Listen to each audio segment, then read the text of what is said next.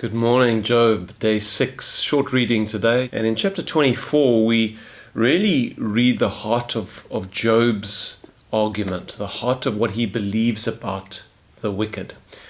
And this is obviously in contrast to what his friends keep telling him and accusing him with. Job's friends keep making the point that they believe that Job is suffering because Job has sinned and Job is wicked. Whereas Job is saying it's not that simple. You can't just say because someone's suffering they have sinned. God's dealings with the wicked are longer term than that. God plays a long game with the wicked, says Job. And this is what he then describes in chapter 24, that though the wicked prosper for a time and even for their whole lives, yet when they die, they will then face their judge, and then they will suffer the consequences of their sin. And I think the point that Job is making is that the life that we live in this world, is so brief compared to eternity, when we will face the consequences permanently so for the way we have lived our lives. And of course, this is an incredibly important perspective on life.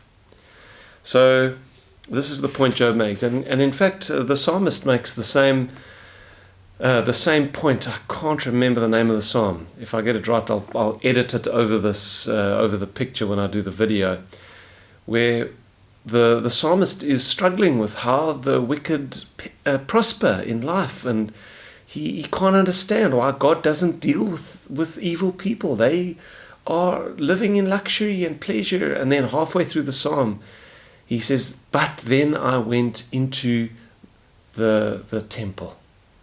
And when I saw things from God's perspective, when I saw things from an eternal perspective, I then understood that though the wicked prosper in this life, yet their feet are on slippery ground, and they are taken away by death at a moment's notice, and then they suffer the consequences.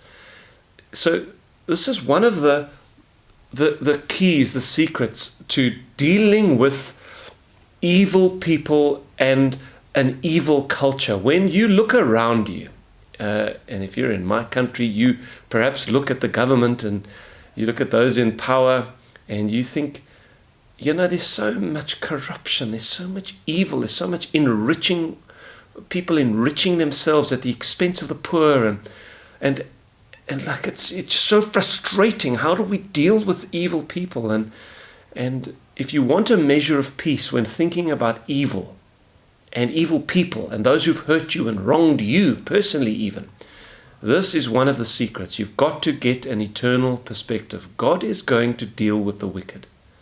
There is coming a great day of judgment. And though they may live in pleasure all the days of their earthly life, yet that earthly life will seem like a drop in the bucket. It will seem like a breath, gone in a moment, when compared with death and eternity. Now, Job is, of course, a book about suffering, and it has been given to us for our profit and learning, and for our comfort. And so, clearly, there are things in the book of Job about suffering that God wants us to learn. And he wants us to receive comfort from them. And that's one of the principles. Now, the next thing we need to turn our attention to is how Job himself is now dealing with his own suffering.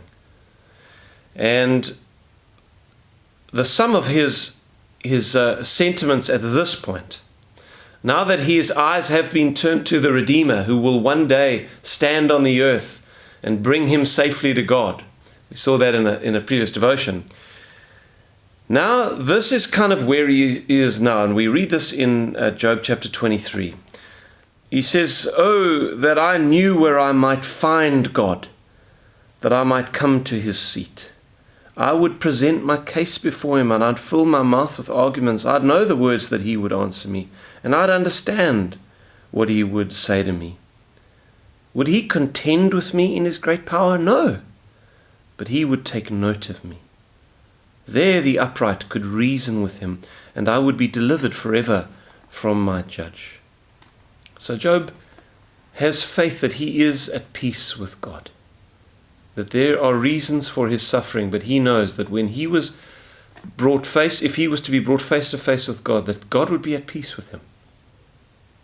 He continues, he says, look, I go forward, but he's not there.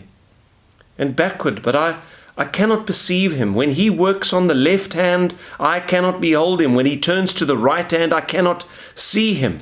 So Job is saying, in this life, I am suffering and I cannot get access to God. I can't hear his voice. I can't speak to him. I can't go and take my arguments to him. I know I'm at peace with him, but I don't understand all that he's doing. I can't perceive him. And yet, listen to what he says, but he knows the way that I take. When you suffer, Christian, know God's eyes are upon you. He's doing what he's doing for a reason, but he's not oblivious to your suffering. His eyes are upon you. He knows your way. When he has tested me, I shall come forth as gold. See, Job perceives that somehow in all of this, his faith is being tested. My foot has held fast to his steps. I have kept his way and not turned aside. I have not departed from the commandment of his lips. I have treasured the words of his mouth more than my necessary food. So let Job teach us this morning that to deal with suffering, you've got to know that you're at peace with God through the Redeemer, Jesus Christ. You've got to accept that in this life, you're not going to get all the answers that you want about your suffering. You won't see all of his ways.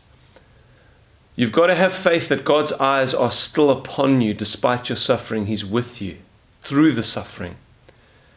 And you've got to hold fast to your integrity and walk well before him and stay in his word. Treasure his word more than your necessary food. And he will get you through. And in the end, it will be shown that he is your friend. And he does all things for your good in the end. And I pray that that gives you some level of peace and security and comfort in the mystery of suffering, which we all go through. So God bless you, and I'll see you tomorrow.